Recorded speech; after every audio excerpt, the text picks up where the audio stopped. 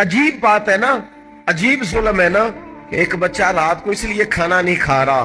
ये उसकी मर्जी का पका हुआ नहीं, और एक तरफ मेरे ही वतन में उस वीडियो ने भी मेरी चीखें निकलवा दी, जिसमें एक बेटी, और उसकी उम्र भी बिल्कुल उतनी है जितनी मेरी बेटी की उम्र है,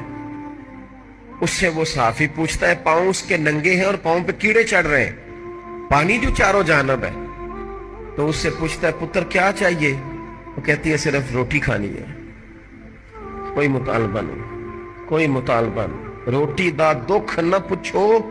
ये रोटी बंदा खा जा दीजिए, रोटी बंदा खा जाती। तो वो सोसाइटी किस तरह सुकून पाएगी कि जो अपने बच्चों के लिए तो हर रोज रंग बिरंगी चीजें खरीद के लाए, और बिल्कुल उनके 5-7 घंटे के फासले पर वो लोग भी मौजूद हों जो कहें सिर्फ एक टाइम रोटी मिल जाए।